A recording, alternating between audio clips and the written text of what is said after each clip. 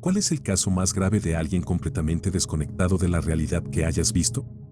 Un amigo de mi esposo de la universidad pasó por un divorcio muy complicado recientemente. El matrimonio en sí ya era un poco una farsa desde el principio. Ella solo quería casarse con él porque sus padres religiosos no les permitían vivir juntos a menos que estuvieran casados. Pero estaba claramente enamorada de otra persona, tanto que llegó a invitar a esa otra persona a formar parte de su matrimonio como un tercero, lo cual está bien siempre que todos estén de acuerdo. Sin embargo, no creo que nuestro amigo estuviera particularmente entusiasmado con la idea. En fin, se divorciaron y ahora ella vive con esa tercera persona y parece estar muy feliz. Pero toda la situación parece haber roto algo en nuestro amigo. Ahora pasa literalmente todo el día publicando en Facebook sobre teorías conspirativas ridículas, hablando de situaciones privadas entre él y su ex esposa en público, llegando incluso a acusarla de violación emocional, que según él es incluso peor que una violación normal. Repite lo mismo una y otra vez en Facebook. He visto cómo publica el mismo artículo de conspiración falso más de 30 veces seguidas en un lapso de unos 10 minutos. Cuando Bernie Sanders se retiró de la contienda, se descontroló y amenazó literalmente con desvivir a cualquiera que fuera a votar por Biden. Hizo tantas amenazas que alguien llamó a la policía. Lo más loco que ha hecho últimamente es que vio una foto en la página de su ex esposa de su jardín, donde usó un par de paneles de alambre para sostener unas plantas de frijoles verdes. Al parecer, esos paneles eran de algún negocio que intentaron iniciar juntos, y nuestro amigo tuvo una conversación completa consigo mismo en los comentarios de su propia publicación, diciendo que era una traición y que ella lo estaba provocando a propósito al usar esos paneles para sus plantas. No creo que esté manejando muy bien la situación. Trabajé en una empresa de software en el centro de Boston. Uno de los mejores beneficios del trabajo en ese momento era la flexibilidad de horarios. Muchos empleados tenían días que trabajaban de forma remota desde sus casas. En mi caso, sabía que podía dejar a mis hijos en la escuela, llegar a la oficina a las 9:30, y mi jefe no tenía ningún problema con eso. Otros padres tenían horarios similares, llegando tarde o saliendo temprano dependiendo de sus necesidades de cuidado infantil. Después de unos años, llegó una nueva CEO. Pasó un mes observando cómo funcionaba la oficina y luego convocó una reunión para toda la empresa. Durante la reunión, dijo que creía que tener una oficina llena de 8 a 5 era el entorno más productivo y, a partir del mes siguiente, canceló todo el trabajo remoto y pidió que todos estuvieran en la oficina durante ese horario. Nada de llegar tarde ni salir temprano. La discusión fue acalorada. Se plantearon argumentos sobre la falta de aviso, peticiones de flexibilidad y preocupaciones sobre cómo organizar el cuidado infantil necesario, especialmente dado que en muchos casos, por ejemplo, horarios escolares, no podíamos ajustar esos tiempos. Además, el tráfico para entrar a Boston es terrible. Después de escuchar todos estos argumentos, respondió con un largo discurso sobre apreciar los sacrificios que todos tienen que hacer para mejorar la empresa, el trabajo en equipo, etc. Al final dijo, entiendo perfectamente de dónde vienen todos ustedes. Hace años, cuando mis hijos eran pequeños, mi esposo y yo tuvimos que contratar a 3 niñeras para cubrir todos los horarios en los que teníamos que trabajar. Recuerdo que todos nos miramos entre nosotros, sin palabras. También fue el momento en el que me di cuenta de que tendría que empezar a buscar otro trabajo. Cuando la CEO millonaria considera que contratar 3 niñeras es un ejemplo viable para empleados de clase media, queda bastante claro que no tiene intención de cambiar de opinión. Mi hermanastro se unió a un extraño grupo religioso gnóstico y pensaba que podía convertir a la gente hablándoles o acosándolos al estilo de Sócrates, aunque sin ninguna capacidad para llevar una conversación filosófica. También asumía que el lugar de trabajo era el momento perfecto para hacerlo. Cuando lo despedían de sus empleos temporales, asumía que era parte de una conspiración contra la iluminación. Como nota adicional, esto es más gracioso que delirante, una de las actividades del grupo religioso era reescribir a mano su libro sagrado, algo que hizo diligentemente a pesar de no ser un libro pequeño. Resultó que usó el color de tinta equivocado, lo que por alguna razón invalidó todo el esfuerzo. Consiguió un trabajo en un restaurante como mesero. Por alguna razón inimaginable, asumió que la forma correcta de actuar para los meseros era hacer una reverencia después de tomar el pedido. Cuando su supervisor le pidió que dejara de hacerlo, le dio una conferencia sobre las buenas maneras del personal de servicio. Quería proponerle matrimonio a una mujer de más de 50 años que hasta ese momento no había mostrado ningún interés en él. Por suerte, creía en la tradición de pedir permiso al padre primero, así que se lo pidió a su papá, quien lo disuadió de la idea. Tuvo la idea de unirse al ejército para convertirlos desde adentro. En un momento, creía que los rayos del sol podían sustentarlo, pero afortunadamente nunca se molestó en practicarlo realmente. Está totalmente en contra del capitalismo y quiere vivir una vida libre como filósofo errante, en lugar de ser un dron trabajador como todos los demás. Sin embargo, cree que los drones trabajadores de su familia deberían apoyar su noble búsqueda, mientras los critica por haberse vendido. La mayoría de las personas que están pidiendo comida para llevar en los restaurantes en este momento. Una mujer me gritó por teléfono porque su filete término medio rojo tenía sangre saliendo del recipiente. Tuve que ponerla en espera para reírme a carcajadas. Otra mujer me llamó imbécil porque, según ella, le colgué el teléfono. No lo hice, estaba ocupado, pero me disculpé de todos modos, y su respuesta fue, eso no es suficiente. Otro tipo pidió que le preparáramos un tejado de Long Island. Después de explicarle que no estábamos ofreciendo eso en ese momento, dijo que iba a irrumpir en nuestro cuarto de licor y prepararlo él mismo. Entró. Tuvimos que llamar a la policía. Y estos son solo algunos ejemplos. Conocí a un tipo cuyo cerebro está completamente dañado, y su percepción de todo está, por decirlo suavemente, distorsionada. Conozco a personas que lo conocían desde antes de que se pusiera así, y he escuchado diferentes historias sobre lo que le ocurrió. Las más comunes son que se inyectó una dosis particularmente tóxica de metanfetamina y nunca volvió a ser el mismo, o que simplemente consumió demasiado y demasiado rápido durante un periodo de tiempo, lo que lo destrozó. De cualquier manera, fue causado por un abuso de drogas. Es difícil describir cómo es. No es el típico loco de metanfetamina, en su mayoría es bastante tranquilo, pero dice y hace cosas aleatorias e incomprensibles.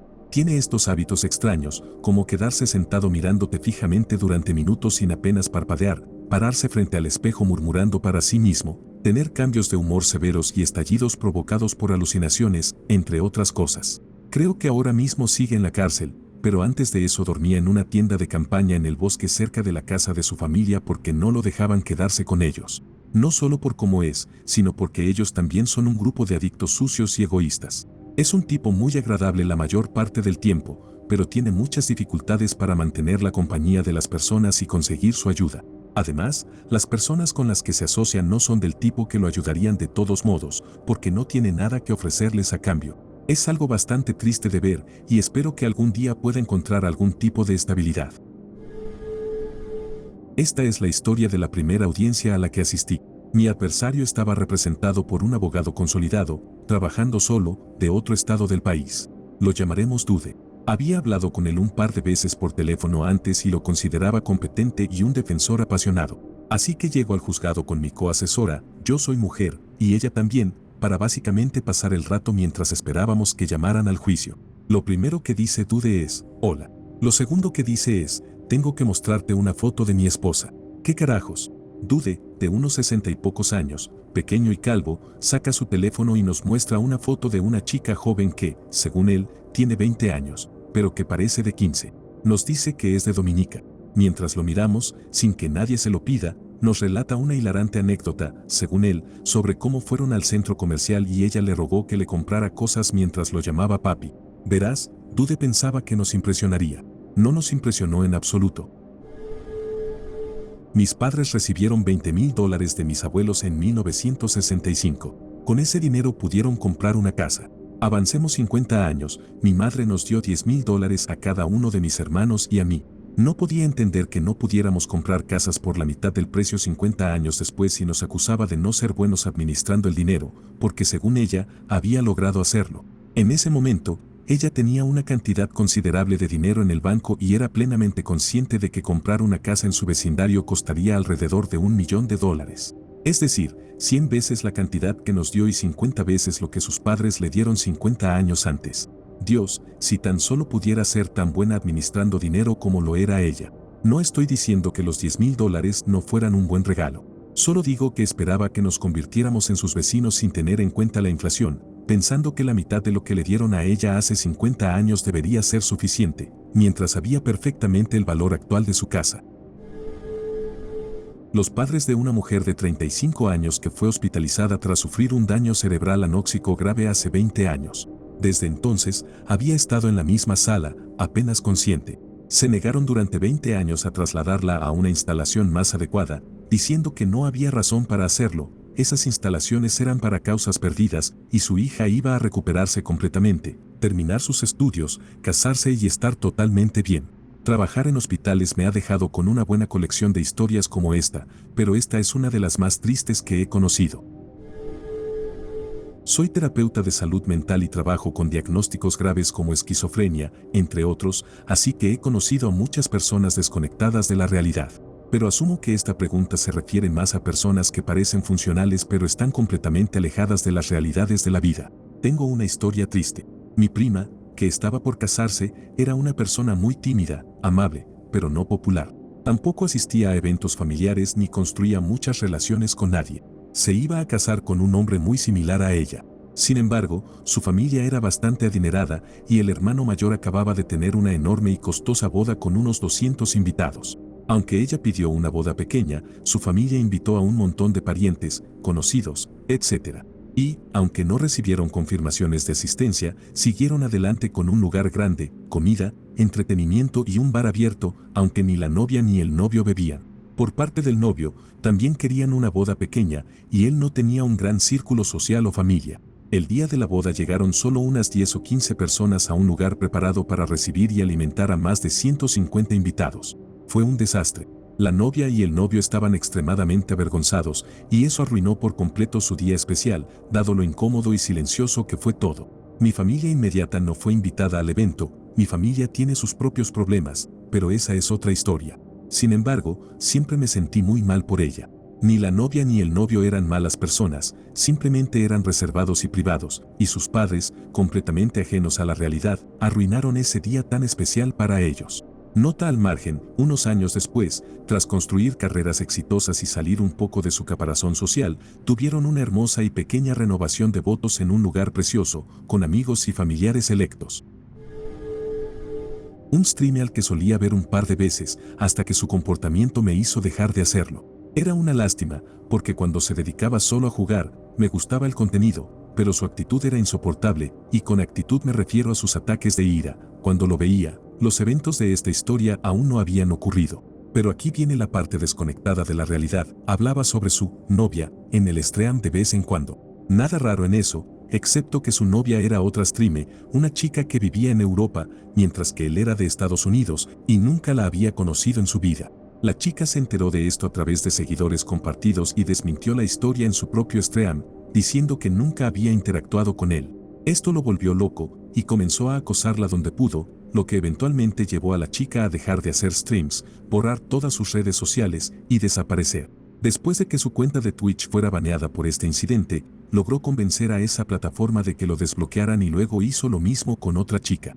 Ahora, su cuenta de Twitch ha sido baneada de forma permanente por este comportamiento y sigue despotricando sobre ello en Twitter. Solo para aclarar, no sigo a este tipo, pero alguien publica sobre él en los subreddits de juegos de vez en cuando, por lo que conozco la historia. Algunas personas están simplemente fuera de control. Mi antigua jefa en ese momento era una chica de 26 años que recibía $4 millones al año de su mamá para gastar como quisiera. Su madre era muy rica en China y su hija estaba aquí intentando ser CEO de una empresa por diversión. Accidentalmente terminé trabajando en esa supuesta empresa. Un día nos dijo que íbamos a salir en grupo para fortalecer el equipo. Nos llevó a un centro comercial outlet a 4 horas de distancia. Cuando llegamos, nos dijo a las otras 7 que iba a ir a comprar y que la veríamos después. Eso era un código para, no me hagan, idiotas. Cada 2 horas nos enviaba un mensaje grupal diciendo que iba a descargar sus bolsas en la camioneta gigante que habían rentado y que podíamos encontrarnos con ella allí para descargar las nuestras también. Todas ganábamos menos de $50,000 al año. No teníamos nada que descargar. Para la hora del almuerzo, ya había llenado la camioneta con sus cosas. Luego me preguntó dónde estaban mis compras nuevas y le dije que estaba cuidando mi presupuesto. Me respondió, saca una tarjeta de crédito y ve de compras. Así es como se hace en América. ¿En serio dijo eso? Para las 9 de la noche, sus bolsas ocupaban los asientos de algunas personas y tenían que sentarse con sus cosas encima. Había gastado $30,000. El resto de nosotras gastamos unos $70. Estábamos cansadas, aburridas y con frío. Hasta el día de hoy, estoy convencida de que ella cree que hizo algo lindo por nosotras y no entiende lo polarizante y nada relacionado con fortalecer al equipo que fue esa experiencia. Una vez tuve un vecino que estaba convencido de que yo estaba coqueteando con él y quería estar con él. Sacó esa conclusión de los intercambios verbales de una sola palabra que teníamos mientras recogíamos el correo, básicamente diciendo hola. Cabe destacar que, en ese momento, yo era menor de edad, estaba en la preparatoria y él tenía probablemente entre 25 y 26 años. Comenzó a acosarme y perseguirme. Algunos ejemplos: me enviaba mensajes por Facebook declarando su amor por mí y diciendo que yo lo estaba lastimando porque estaba jugando a ser difícil de conquistar. Tocaba la puerta de mi casa, especialmente cuando sabía que mis padres no estaban, e intentaba convencerme de que saliera porque solo quería hablar conmigo. Buscó todas mis cuentas en redes sociales e intentó contactarme, usó mi apellido del buzón para buscarme. No ayudaba que viviéramos en el mismo edificio. Llegué a tener tanto miedo que ya no podía salir a correr como solía hacerlo. Presenté un informe policial y su familia le pidió a la mía que, por favor, perdonaran a su hijo. Eso me aterrorizó completamente y mi familia decidió mudarse. Crecí con muchas restricciones y, en ese momento, no tenía idea de que existían otras opciones. Por ejemplo, solo se me permitía elegir entre 2 opciones de zapatos, pero con la condición de que tenía que hacer la elección correcta. Tristemente, mi padre me mantenía en una pequeña caja y él era el único que podía decidir que entraba o salía de esa caja. Cuando tenía 10 años, los servicios de protección infantil intervinieron y me llevaron a un hogar de acogida temporal. Ahí fue cuando mi mundo explotó. No sabía lo mal que estaba todo hasta que me llevaron a una tienda de zapatos y me dijeron que eligiera los que me gustaran. Te juro que no tenía ni idea de qué hacer.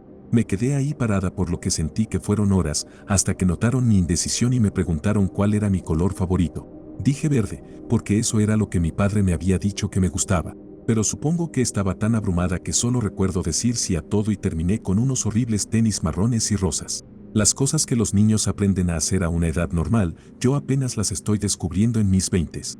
Así que la realidad siempre fue difícil de enfrentar, porque durante mucho tiempo viví en mi propio mundo de sueños. A riesgo de dar una respuesta demasiado real, mi abuela con Alzheimer. Estamos en una etapa en la que es prácticamente un hecho que no está al tanto de lo que sucede. Pregunta por personas que no están, hace referencia a cosas que no ocurrieron o se molesta porque está llegando tarde a algo que pasó hace años. No me malinterpretes, es difícil, pero no es tan duro como lo fue hace unos años. Ahora es más fácil de manejar porque también es más fácil ignorar algunas de las cosas que dice y todos estamos más acostumbrados a ello. Hace unos años, cuando no recordó mi nombre por primera vez, o cuando sabía que debía reconocerme pero era lo suficientemente lúcida como para intentar ocultar que no sabía quién era yo, eso fue mucho más difícil. Hoy, puedo decir con seguridad que no está muy conectada con nuestro entorno actual, pero sigue siendo muy amable. Siento que tengo el deber de asegurarme de que no se sienta sola ni asustada. Mi padre siempre ha estado en muy mal estado de salud. Diabetes, problemas intestinales, severamente bajo de peso, tuvo que someterse a la extirpación de algunos órganos, arrestos, episodios de indigencia. En su mente, nada de eso es su culpa, y las drogas y el alcohol no tuvieron nada que ver con sus problemas. Siempre era culpa de alguien más. Generalmente culpa al ejército, desde que sirvió en la Guerra del Golfo. No sé cuánto tuvo que ver la vida militar con sus problemas médicos, pero el hecho de que siempre haya mantenido una dieta estricta de comida chatarra, licor barato y drogas probablemente no ayudó. Mi padre arrastró muchos de sus problemas hacia mí. El momento en que realmente todo se descontroló fue cuando perdió su casa por su comportamiento. Tuvimos problemas para encontrarle un lugar donde vivir después de que perdió su casa porque el banco se la quitó por no pagar la hipoteca. No es que no tuviera dinero, es que estaba demasiado ocupado de fiesta como para preocuparse. Culpa a su esposa de entonces, quien intentó con todas sus fuerzas ayudarlo hasta que no pudo más y se divorció de él después de que la casa se perdiera. Según mi padre, no fue su culpa, fue culpa de su exesposa. Había una organización llamada Habitat for Humanity que estaba construyendo una casa para él. Cuando te construyen una casa, no te la regalan. Tienes que aportar horas de trabajo. Como mi padre ya no podía hacer trabajo pesado, el representante de Habitat me permitió trabajar en su nombre. A mi padre solo le pedían pintar molduras en su tienda, algo sencillo. Un día me llamó diciendo que Habitat lo había estafado. Contacté al representante, quien me explicó que cuando iban a recogerlo, siempre estaba demasiado intoxicado como para llevarlo a trabajar. Lo advirtieron varias veces, pero él solo se enojaba. Al final, perdió la casa. Según mi padre, no fue su culpa, fue culpa de Habitat. Luego alquiló un dúplex. Siempre destruye los lugares donde vive, compra perros que no puede cuidar, deja excrementos por toda la casa y, eventualmente, regala a los perros. Me pedía dinero para comida, y aunque yo accedía, empecé a notar que siempre había botellas de licor caro por toda la casa. Cuando le pregunté por qué compraba alcohol caro en lugar de comida, respondió enojado. Según él, no era su culpa, era mi culpa.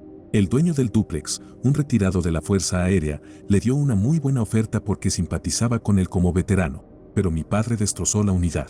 El propietario, muy paciente, le ofreció un servicio de limpieza cada 2 semanas con un pequeño aumento en la renta.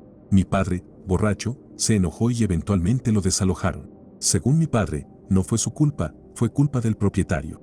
Mi padre casi fue echado de la casa de mi abuelo varias veces por ser un lunático agresivo. Mi abuelo no permite alcohol en su casa, lo que causaba constantes batallas. Mi abuelo me dijo que no podía soportarlo más, así que comenzamos a buscar otro lugar para mi padre. Contactamos con un hogar para veteranos cercano.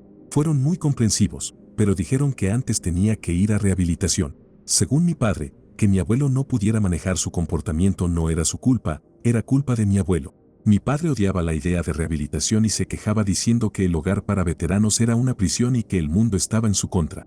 Después de desahogarse, le dije, estamos todos agotados, incluyéndote. Ya no jugaremos más. Tienes 2 opciones, enfrentar tu problema o morir. Decide, porque el hogar para veteranos está esperando que los contactes. Luego me fui. Estaba al límite.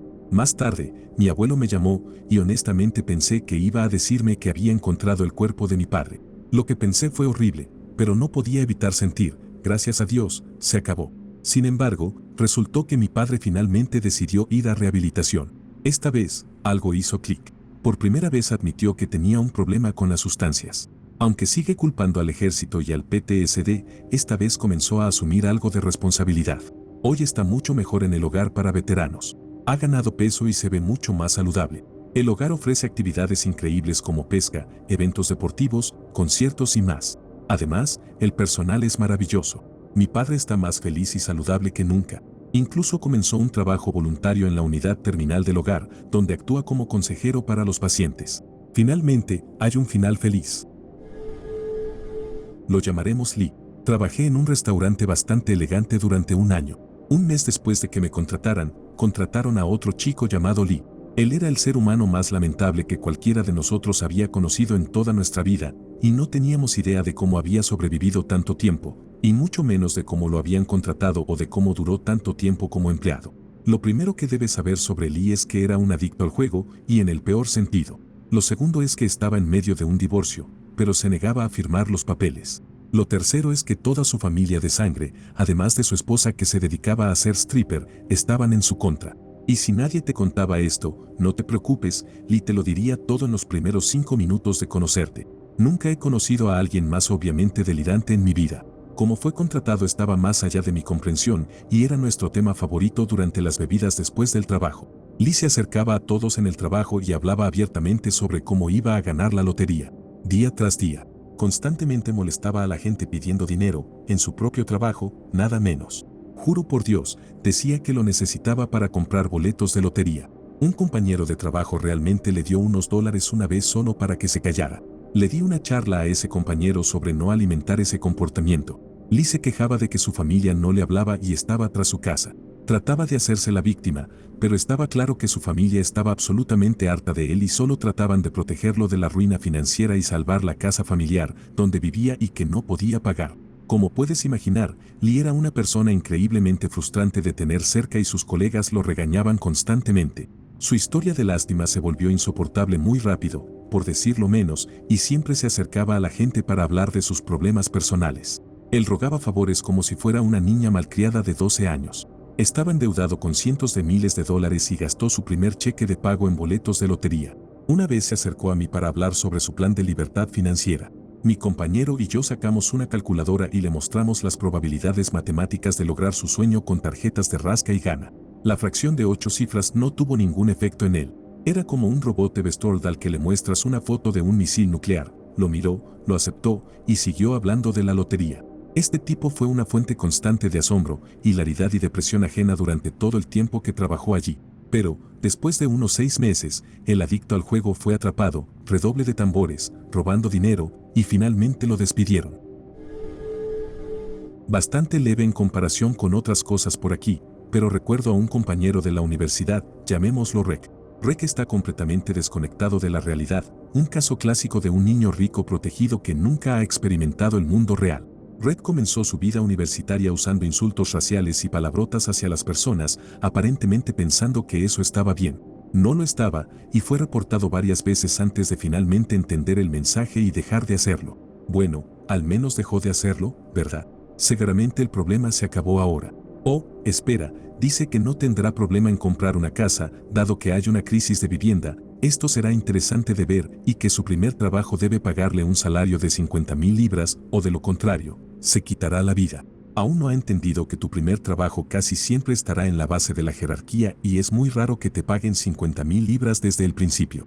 Rick también pensó que sería muy fácil convertirse en profesor de inglés en Japón.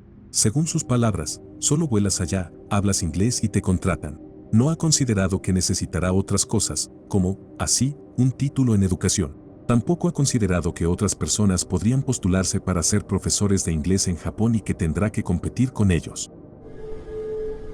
Mi compañero de piso en Los Ángeles no entendía el concepto de que el resto del apartamento era compartido. Mes tras mes, yo limpiaba la cocina, lavaba los platos, limpiaba el baño y la sala. Después de 7 meses, le pedí que limpiara una vez. Me preguntó por qué. Le expliqué que compartíamos el apartamento entre los dos y que yo había estado limpiando por más de medio año, solo le pedía que lo hiciera una vez. Se enojó y literalmente limpió durante unos 2 minutos y luego dijo que ya había terminado. Es una persona muy malcriada. Nunca había cocinado antes de que yo le enseñara a hacer huevos revueltos o un sándwich de huevo con tocino. En casa de sus padres, literalmente deja cosas como ropa o basura en el suelo, el sofá o la mesa del comedor. Su madre ha estado limpiando detrás de él sin quejarse por más de 20 años. Su padre es un empresario exitoso que provee todas las finanzas. Recuerdo que una vez se atrasó con el alquiler, así que lo cubrí yo. Cuando se lo dije, respondió que debería haber esperado hasta que su padre le diera el dinero. Le expliqué que la renta se debía el día 1 y que después se consideraba tarde, y si tardábamos mucho, podríamos recibir una notificación de desalojo o cargos por retraso. Me dijo que eso no debería aplicarle porque él tenía el dinero, pero su padre simplemente había olvidado dárselo. Más tarde me enteré de que le había dicho a todos mis amigos que yo me atrasaba con el alquiler todo el tiempo y que era flojo para pagar la renta. Por suerte, mis amigos me conocen bien y sus historias siempre tenían fallos e inconsistencias. Saben que es como un bebé en el cuerpo de un adulto. Así que ahora casi ninguno de mis amigos le habla, excepto unos pocos que son similares a él, aunque no tan extremos. Estuve casada con mi pareja durante 10 años. Él tenía un salario alto y yo trabajaba para una organización benéfica, así que no ganaba mucho. Cuando me quedé embarazada, algo planeado, ambos decidimos que dejaría mi trabajo por unos años para cuidar a nuestra hija, ya que, debido a su alto salario, no nos afectaría mucho económicamente. Gracias a su salario, la mayor parte del depósito para nuestra primera casa provino de sus ahorros. Poco después de que naciera nuestra hija, nos dejó por una compañera de trabajo. Yo no tenía empleo y estaba a cargo de un bebé recién nacido. Él asumió que, como había puesto el depósito de la casa, podía vender nuestro hogar familiar y comenzar su nueva vida como si no existiéramos. Le dijo a su abogado que no había razón por la cual yo y nuestra hija recién nacida no pudiéramos mudarnos a un piso de alquiler en cualquier lugar. Incluso nos envió una lista de horribles pisos de una habitación en zonas terribles y peligrosas que consideraba adecuados. 2 años después, a mi hija y a mí nos han otorgado la casa. Ahora está legalmente obligado a pagar la hipoteca, además de proporcionar manutención infantil y conyugal. Él vive en un piso alquilado con la mujer por la que nos dejó, quien también está completamente desconectada de la realidad, pero esa es otra historia. Realmente creía que podía abandonar a su esposa y a su bebé recién nacido, dejarnos sin nada y comenzar su nueva vida con una casa nueva mientras nosotras nos arreglábamos como pudiéramos con absolutamente nada. Mi amiga robó la información de mi tarjeta y compró un montón de cosas caras. Antes de denunciarlo, le pregunté si había sido ella, sabiendo que, o estaba pasando por un mal momento y quería darle la oportunidad de arreglar las cosas, o podía meterme en problemas por conspiración de fraude si lo denunciaba y creían que había hecho que enviaran cosas a casa de mi amiga para reclamar el dinero como fraude. Ella dijo que no. Pensé que otra persona lo había hecho, así que lo reporté. Cuando la arrestaron, dijo que no pensaba que se tomaran tan en serio lo del fraude. Creía que simplemente podías llamar al banco para que te devolvieran el dinero y que no investigarían. Mi prima fue consentida y protegida durante toda su infancia hasta la universidad. Luego, sus padres, de manera imprudente, la dejaron en libertad sin ninguna preparación y la lanzaron a la sociedad. Rápidamente se metió en problemas por emitir cheques sin fondos en toda la ciudad. Mi mamá fue a recogerla y le preguntó por qué diablos estaba escribiendo cheques sin dinero. Resulta que mi prima tenía la impresión de que mientras tuviera cheques en su chequera, tenía dinero en su cuenta. No entendía que necesitabas depositar una cantidad y que solo podías gastar o retirar hasta ese monto. Por favor, enseñen a sus hijos conceptos básicos de finanzas. Nota, esto fue como en 1996, antes de que alguien diga quién escribe cheques hoy en día. Tenía una compañera de trabajo de 50 años que había sido artista toda su vida, viviendo a costa de su rico esposo y de sus pinturas. Cuando rompió con él, se vio obligada a buscar trabajo por primera vez en su vida. No tenía ni idea de cómo trabajar en una oficina o interactuar con colegas. El trabajo era en atención al cliente y operábamos por teléfono. Una vez se quedó dormida en su escritorio durante una hora completa porque estaba demasiado cansada y no entendía que eso era inapropiado. Dejó queso maloliente en la mesa del pasillo, cerca de la impresora, porque no quería ponerlo en la nevera. Perdió su licencia de conducir debido a sus horribles habilidades al volante y empezó a llegar tarde al trabajo, entre 1 y 2 horas cada día, porque no quería tomar el tren anterior ya que eso significaba llegar 1 hora antes y no quería esperar. Logró borrar un producto completo de nuestro sistema, lo que resultó en 2 días de caos, y no entendía por qué era un gran problema. Cuando no le renovaron el contrato, pensó que era porque nuestra empresa era extraña. Creía que encontraría otro trabajo fácilmente. Sobra decir que volvió a dedicarse a la pintura. Sentía lástima por ella, estaba completamente perdida, pero vaya, qué alivio cuando nos deshicimos de ella. Pobre mujer. Una noche durante la cena, mi padre nos dijo que, durante los últimos 36 años de matrimonio con mi madre, nunca la había amado y estaba dispuesto a renunciar a su familia, sus 4 hijos adultos y su esposa, solo para poder huir con una mujer que conoció hace 40 años. Su plan era pedir el divorcio, renunciar a su trabajo y mudarse en una semana, dejando a mi madre con la hipoteca y todas las facturas. Según él, esas responsabilidades ya no eran su problema. El único inconveniente era que, hasta que se fuera, seguía viviendo en la casa con mi madre y 2 de mis hermanos adultos. Mientras vivía allí, comenzó a inventar historias para intentar poner a la familia en su contra. Según él, en todo esto, él era la víctima. Desde culpar a mis hermanos del divorcio, hasta justificar por qué dejó su trabajo. Pero lo que más me marcó fue cómo negó haberme abusado físicamente cuando era niño. Eso nunca pasó. Nunca le pegué. Llamaron para pedirme que confirmara lo que realmente había sucedido. Sabían que era mentira, especialmente porque su historia no coincidía con lo que todos los demás recordaban. Aún así, él insistió en que todos lo habíamos inventado, que imaginábamos días en los que yo tenía ojos morados y moretones porque, según él, me intimidaban en la escuela. Amigo, yo tuve educación en el hogar, no me mandaron a una escuela. Mi pareja y yo ayudamos a mi madre a conseguir un abogado de divorcio y comenzamos todo el arduo proceso que implica un divorcio.